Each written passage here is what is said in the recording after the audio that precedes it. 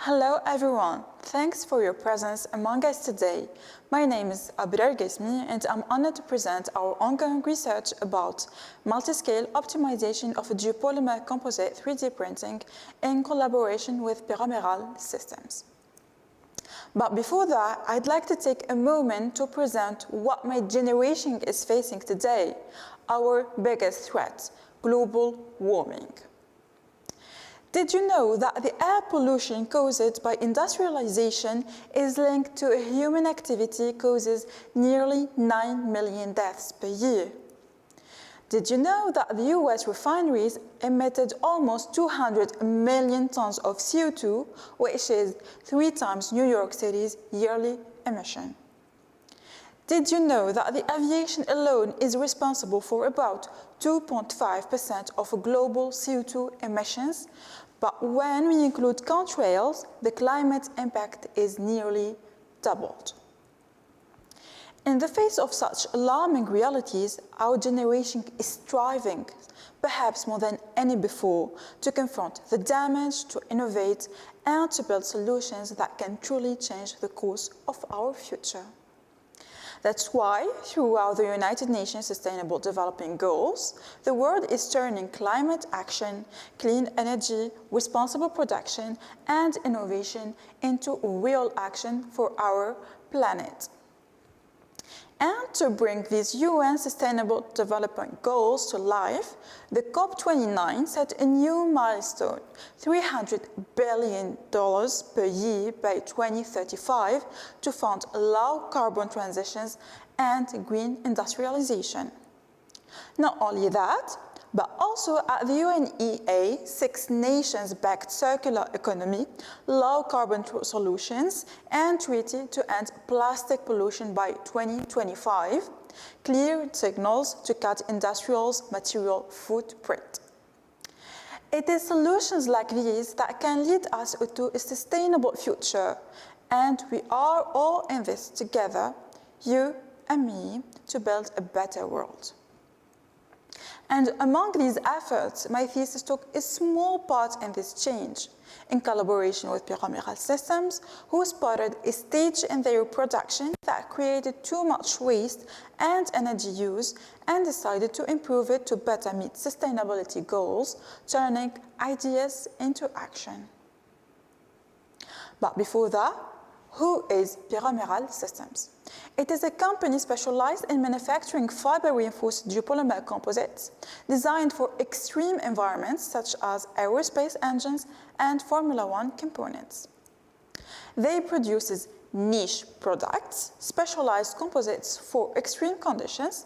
For example, they are peroxide ducts. They serve as exhaust solutions in aerospace and motorsports, delivering both performance and efficiency. Also, flame-resistant products proven durability under kerosene flame tests at 1100 degrees.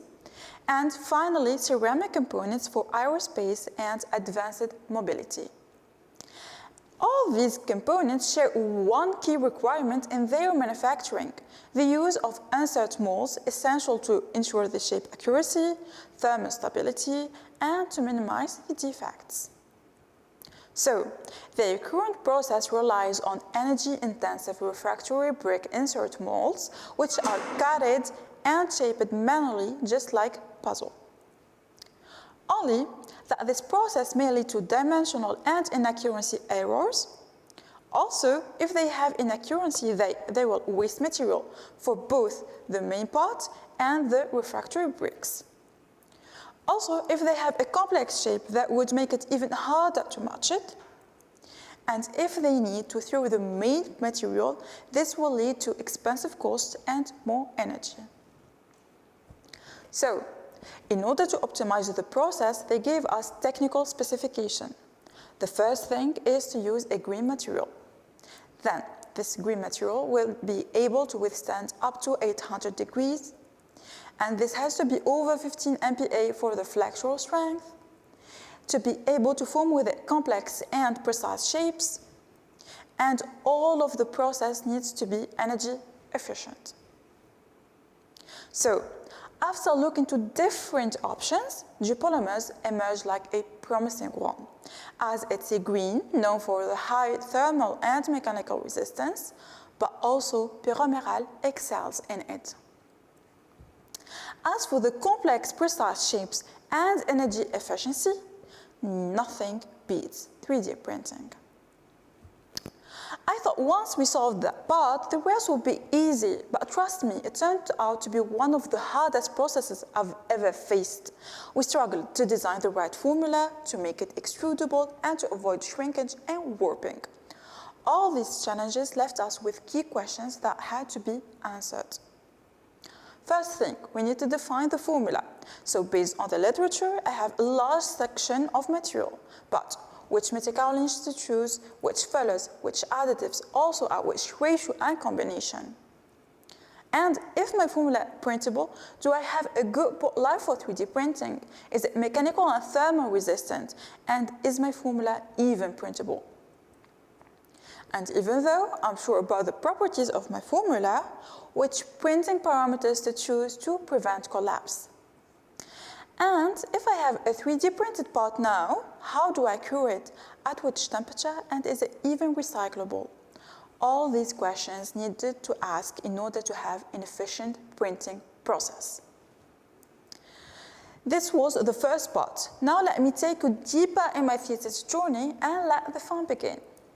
In the first part, we are going to answer many questions like how to select the material, how to select the 3D printer, and which methods we need to choose.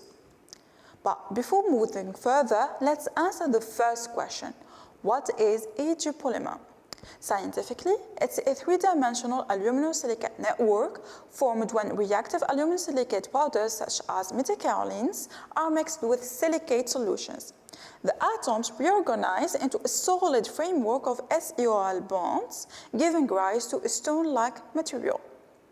But if that sounds a bit abstract, don't worry. Just imagine it like a kind of a rock glue. The challenge here is that the binder alone is too fluid to be printable, and it lacks both mechanical and thermal resistance. That's why, if we want our geopolymer to be stronger and to have specific properties, we need to add fillers. There are many types of fillers, starting with inorganic ones. For example, glass fiber reinforcements, as studied by Dr. Namatullah et al. In his work on geopolymer concrete, have shown how these additions can significantly improve performance. We can also add organic fibers.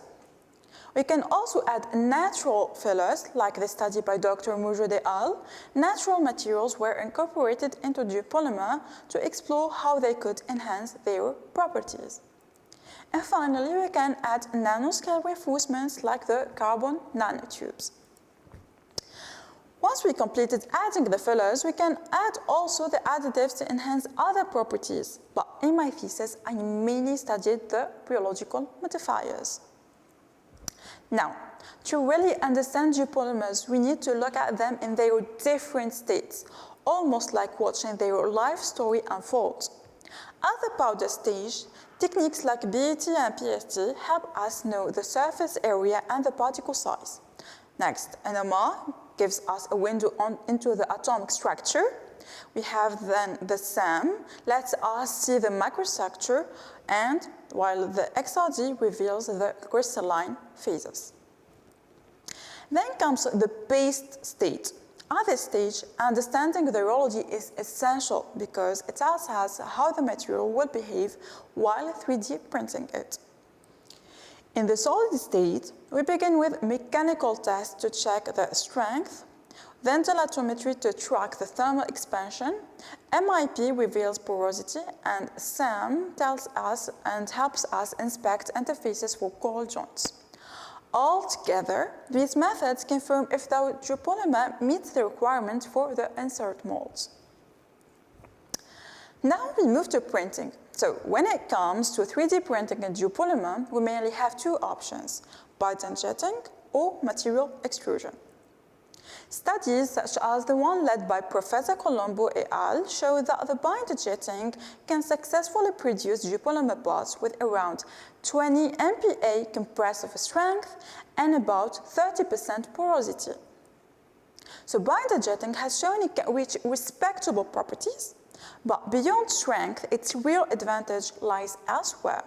It allows the production of very complex geometries, it offers rapid prototyping, and it scales efficiently to larger manufacturing. Still, binder jetting has its limits. Anti-layer bonding is awfully weak. The droplet size can restrict resolution, and the overall process remains costly. And this is why we turn to material extrusion. Here, three main techniques exist: pneumatic, piston, and screw-based systems. The question then becomes, which one is the most appropriate for a given formulation? And we will answer that in the next section. Now, if you still remember what I said earlier about rheology being too important for 3D printing, but why? Well, first, let me ask you, what is rheology? Well, rheology is the branch of continuum mechanics concerned with the constitutive description of how materials deform and flow under applied stresses, encompassing the measurement and modeling of stress-strain rate relationships over different time and frequency scales to capture viscous, elastic, and viscoelastic responses. Yeah, that was quite a big definition. And if you feel a bit lost, don't worry, let me break it down for you.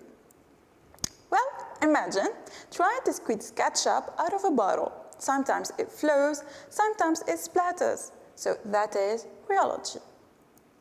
Now, how is rheology linked to 3D printing? Well, at the pumping stage here, we want the paste to flow easily, meaning high flowability and low viscosity, but once it reaches the mold, we want almost the opposite. Then, during deposition, another phenomena comes into play. Inside the nozzle, the strand needs maximum velocity at the center and maximum shear near the wall. But once it is deposited, the material must quickly rebuild its structure to hold the right shape. Let me break it down piece by piece. You want a beautiful strand shape? If viscosity and recovery rate are too low, the strands collapse and loses form. But when viscosity and recovery are high, the strand keeps its fidelity and the shape comes out right. This is exactly what we are going to do to select the right formula. Now, in our case, which are the key aspects linking rheology to 3D printing? First, viscosity plays a crucial role. Studies have shown that shear thinning behavior is the most suitable one for 3D printing. Additionally, research suggests that an optimal formulation should have a recovery rate of at least 85%. Also in 3D printing, having a large linear viscoelastic region is a key. It means that the material can resist higher strain without losing its structure, ensuring the strand keeps its shape after deposition. It is also important for the material to exhibit viscoelastic solid behavior or even a gel-like structure. Lastly, a high association of particles is preferred, which can be analyzed using the frequency oscillation test. So this is how we can assess the printability. Now, if we have a printable formula, how can I optimize printing it? In this case, we are going to need the numerical simulation. Before we dive in, what is numerical simulation? Well, it is like a crystal ball, not magic, but equations, letting us predict how this strand will behave before we print it. Now, why do we even need it? Well, predicting the shape of a strand of a prototype helps us control it better by optimizing the printing parameters. Of course, you could also try testing thousands of times, failing each time, wasting material and wasting months. But let's be honest, a PhD student doesn't exactly have that privilege. That's why we need to predict. We have mainly four methods for numerical simulation. The first is the finite element method. It is powerful for simulating part performance, checking layer stability, and even optimizing the design. Then we have the discrete element method, which is actually a specialty of our lab. DEM helps simulate how particles flow, how they deposit, and even predict where voids might come from. Next, we have smooth particle hydrodynamics. It is also a very good option to simulate fluid flow and deposition. The only catch is that it will require developing an entire prediction tool from scratch. And finally, we have computational fluid dynamics, or CFD. This method allows us to predict how the flow behaves, simulate deposition, and optimize printing parameters. Compared to others, CFD gave us exactly what we needed. It doesn't require building a new tool like SPH and DEM, and to look directly to printing parameters unlike the thumb. That's why we chose CFD as the core of this thesis. Also, to my knowledge, CFD had never been applied to geopolymers. This gap became a key originality of my thesis. Now let's start building the process. First things first, how to make a geopolymer. Well, we select the metakaolin and pour the silicate inside the mix, choose the appropriate fillers that mix, choose the right additive that mix, then do the densification and degassing, then either mold it or 3D print it, and finally cure it. At the very beginning of my PhD, I needed to choose the right metakaolin. My plan was simple. Start with well-known references like the M1200, Metamax, or M1000. But then, something unexpected happened. Our lab received two new metakaolins, M88 and C90F, which had never been tested before. Naturally, we took the opportunity and compared them side by side. We performed full characterization to guide our choice from NMR to SAM to XRD, and these results became the input parameter for the rest of the work. Then we studied the rheology. Once mixed with the potassium silicates, all 5 powders show shear thinning behavior needed for printing, but their viscosities varied a lot. The M1200 had the highest, while the M1000 had the lowest. This makes perfect sense. Finer particles like the M1200 increase viscosity, while the coarser ones like the M1000 allow the paste to flow more easily. Another important factor is the port life, the workability window of the paste. Here again, we saw a clear difference. Among all the metakaolins tested, M88 showed one of the longest port lives. Finally, we tested the binder in their solid state, and the results were clear. The M88 binder achieved the highest flexural strength. With its optimal viscosity for adding fillers, long port life, and strong mechanical performance, the M88 became the binder of choice for this thesis. Now, we move to the fillers. In this thesis, we tested several options, but finally focused on feldspar and Wollastonite. Why? Feldspar was a good choice because of its abundancy, cost effectiveness, and compatibility with geopolymer chemistry. Wollastonite, on the other hand, stood out with its needle-like morphology.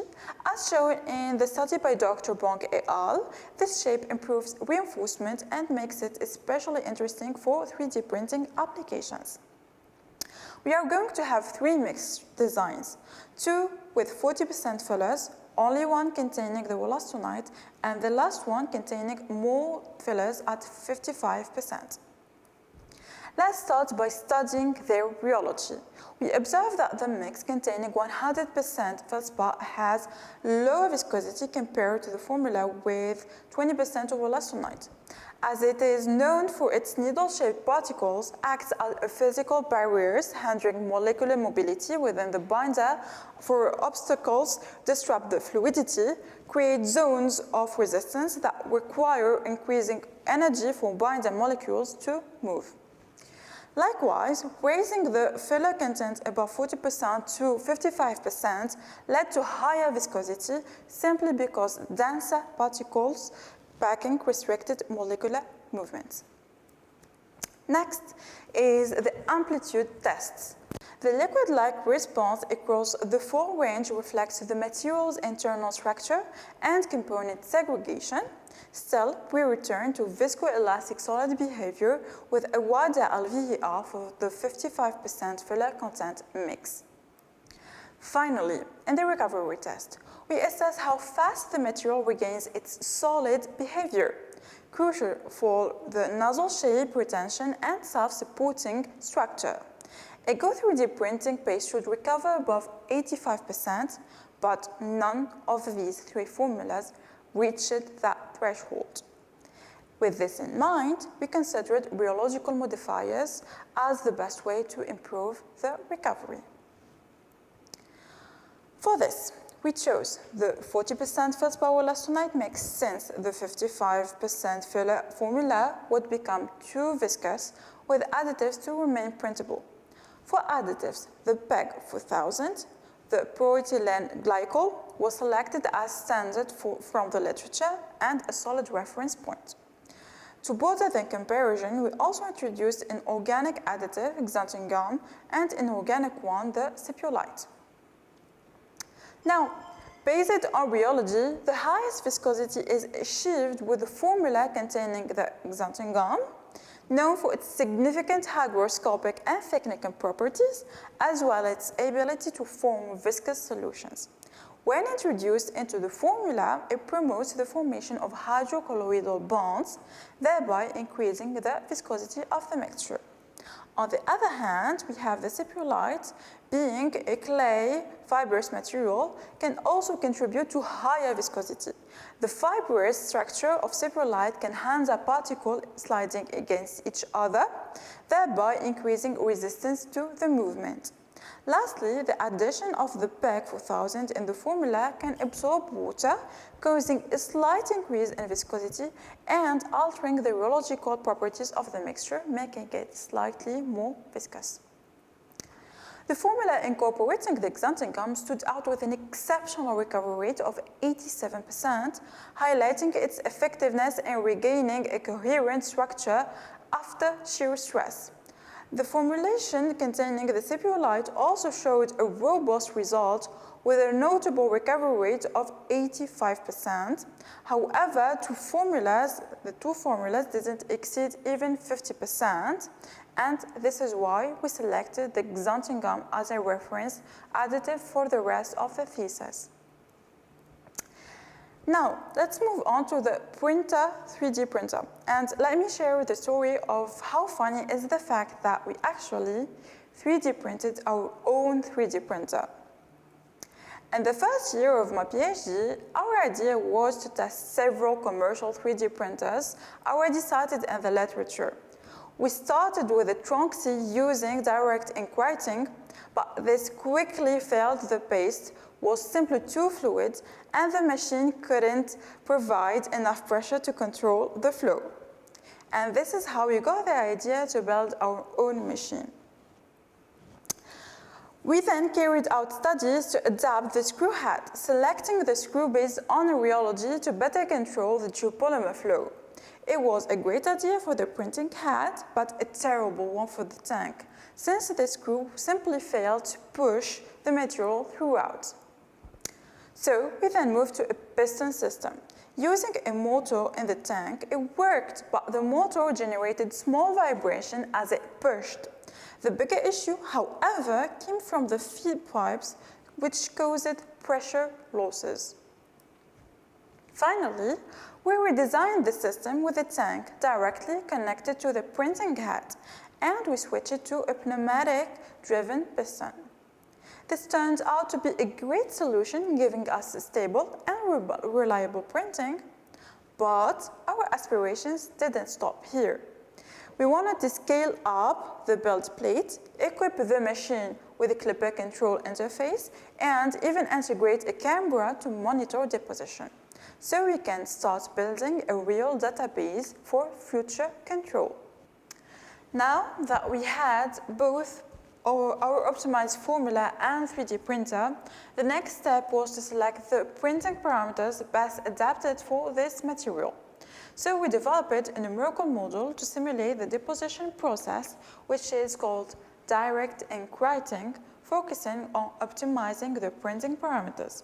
This model can also be used to optimize printing parameters of any paste-based material, including ceramic, clay, faux print, bioinks, and cement.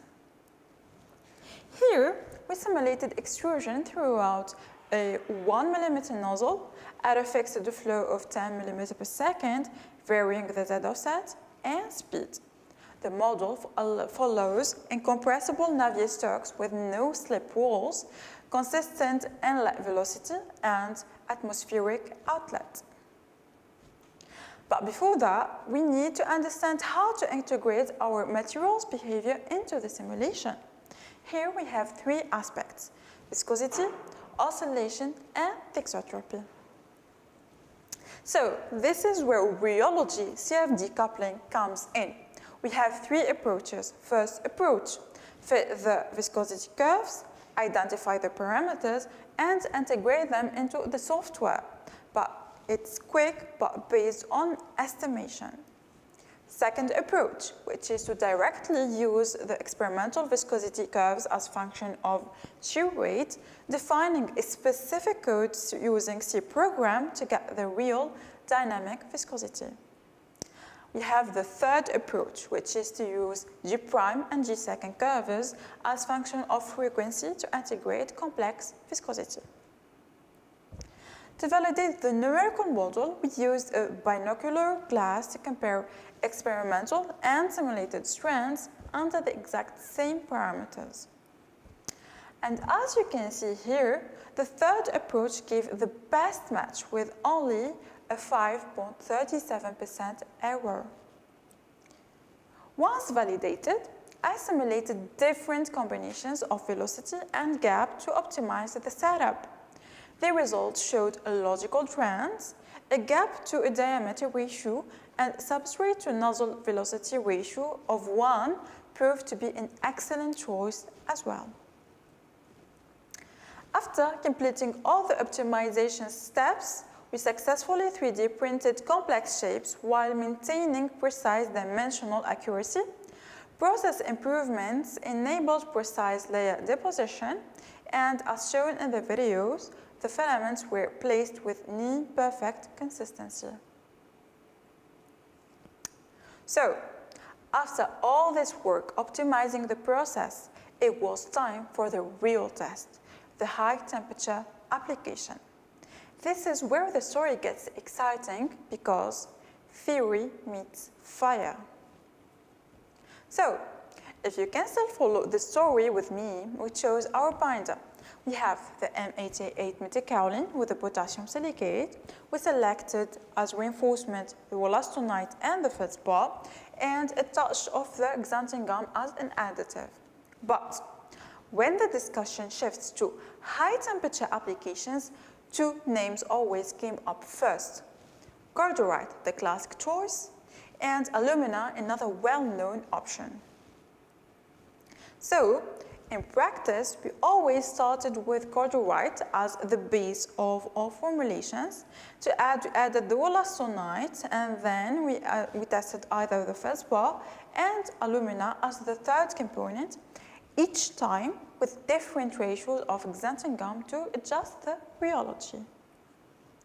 The formula with 0.6% of xanthan gum gave the best result, which makes perfect sense, giving the strong effect of xanthan gum we saw earlier. When comparing two formulas with the same content of the xanthan gum, the only one with the alumina performed best thanks to its finer particle size, about 1 micrometers, compared to the feldspar. In fact, the mix with 0.6% of xanthan gum reached a remarkable recovery rate of 87.56%, showing its ability to quickly rebuild structure after shear. Now, we move to the amplitude oscillation test. In the 3D printing, having a large LVER is the key. It means that the material can ensure that the strand keeps its shape after deposition. In our case, formulas with the feldspar showed the lowest LVER, while those with the alumina performed better. The best result came from the formula with 0.6% of xanthan gum, which had the wildest LVER. And this is how we selected the formula for 3D printing. We have M88 as a metakaolin, the potassium silicate, alumina, Wollastonite, and cordierite as fillers, and 0.6 of xanthan gum. But optimization doesn't stop here because our formula is thixotropic. It is highly sensitive to shear stress. In direct ink writing, the paste is simply pushed throughout the nozzle, but in our case, a screw controls the flow, consistently shearing the material. That means that the optimizations we did earlier based on controlled viscosities don't fully reflect the reality, since inside the screw extruder, the material is continuously disrupted by shear. And this is why we decided to build our own CFD model from scratch. We replicated the exact same screw used in Rheology, so we could see how it affects the paste inside. That way, we were able to study key parameters like screw speed, inlet velocity, nozzle diameter, and viscosity, before even moving on to deposition. In this presentation, I'll focus on just one study, the effect of screw velocity.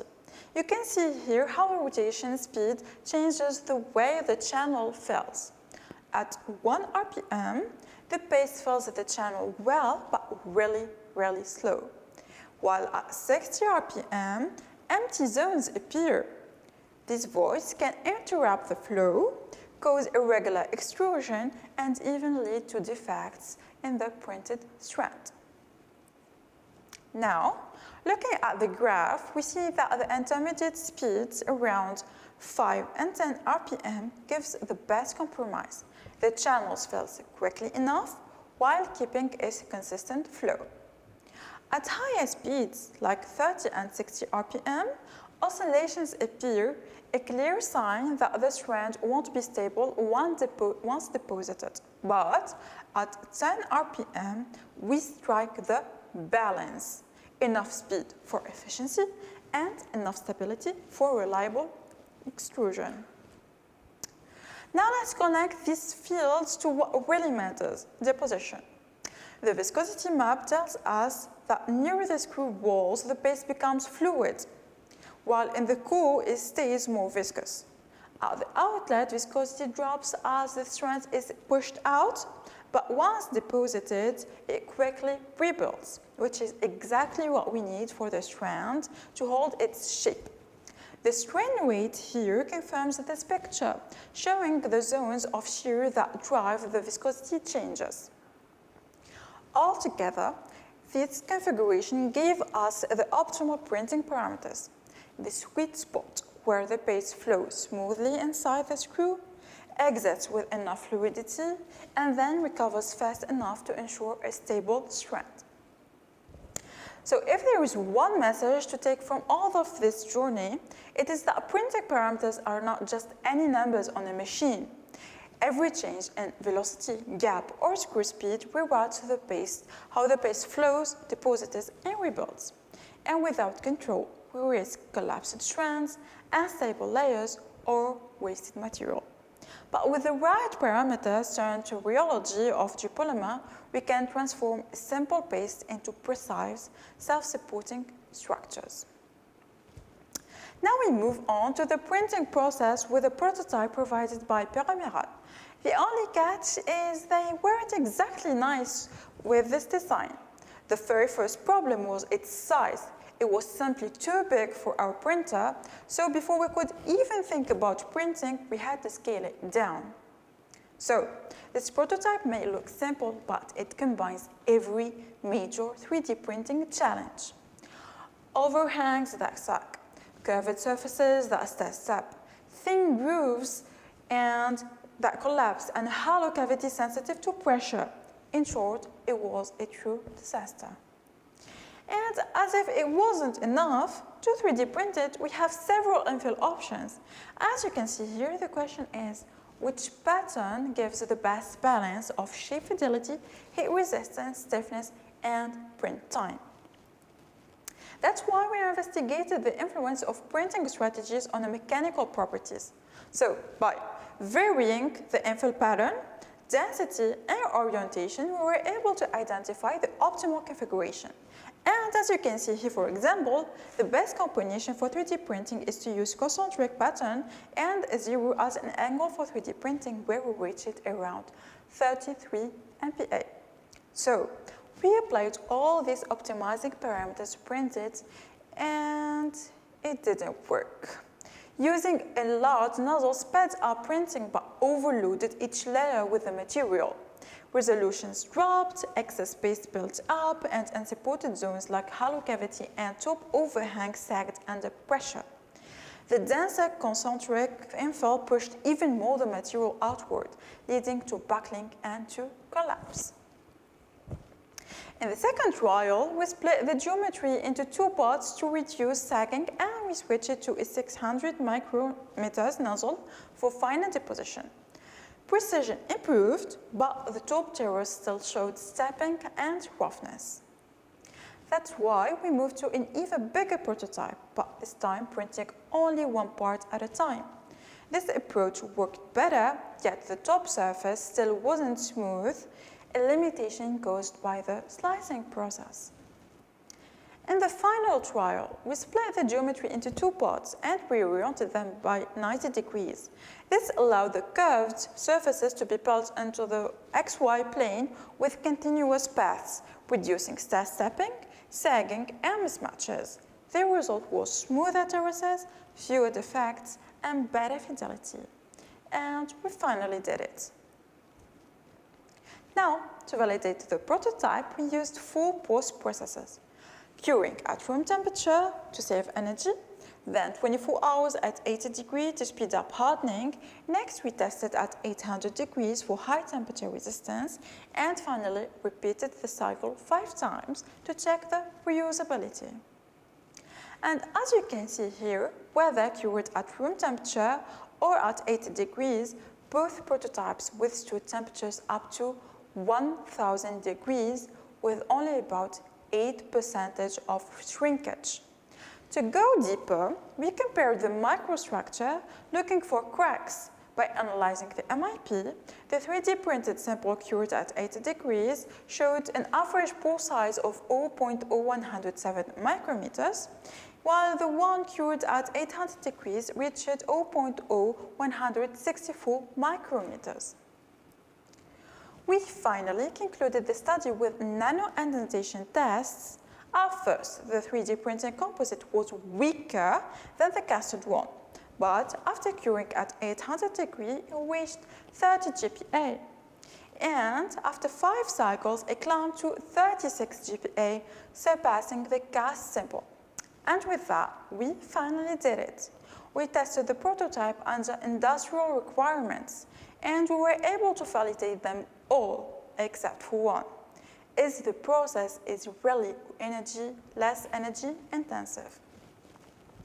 And to answer that, we compared the full production chain of geopolymer formulations with the traditional process used by our partner, evaluating energy, emissions, efficiency, and waste from life cycle perspective. In this work, we stopped at a cradle to grave, since further studies needed on recycling for a cradle to cradle. And to my knowledge, life cycle assessment applied to 3D printing geopolymers has been explored only once before in a study by Dr. Rheology, making this an original contribution.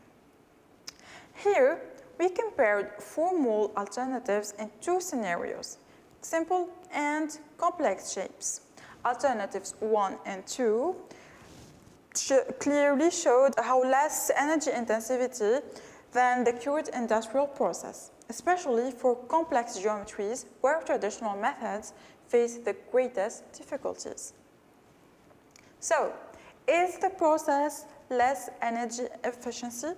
So, these 2 graphs compare energy and carbon intensity for the fold mold alternatives under both scenarios. What we see here is clear. The geopolymer options, especially GP2, are consistently the most sustainable. They require far less energy than the fired clay, and the advantage grows in complex geometries. The only limitation is that the silicate production itself is still energy intensive, and for now, end-of-life scenarios were not included. But overall, the message is strong. Geopolymers offer a significant step forward in efficiency and sustainability. And this is how we validated all of the process. We are almost there, last step. This slide gathers the key elements of my work. The research began with the objective of optimizing and developing a reliable 3D printing process of geopolymer composites. Along the way, I had to face limitations such as shrinkage, rheological instability, scaling effects, and printing failures. To address these, I introduced solutions based on rheology-driven adaptability, coupling experiments with CFD, optimizing printing parameters, adapting the printer itself, and integrating environmental assessment. The originality here lies in building CFD models for both direct ink and screw-based robocasting, adapting also the printer for high viscosity pastes, and tailoring LCA specifically to 3D printed geopolymers. These contributions enabled industrial impact by reducing waste, saving energy, and ensuring precise mold fabrication. Altogether, this provided a unified framework connecting experimental, numerical, and environmental dimensions of the process. So, if I had to summarize the thesis in a few words, my PhD focuses on multiscale optimization of 3D printing process of geopolymer composites, combining rational material selection, rheology CFD coupling for fine-tuning printing parameters, and post-process validation. This work is a part of a sustainable innovation approach aiming to develop eco-friendly, precise, and high-temperature adapted solutions for advanced industrial applications. Now, if I had more time in this thesis, as a next step, I'd want to close the loop, recycle our geopolymers, and reuse them as fillers. We have already started these trials in the lab.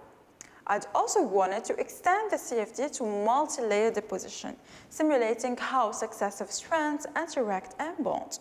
We have begun this work, but time ran out shortly to develop it fully.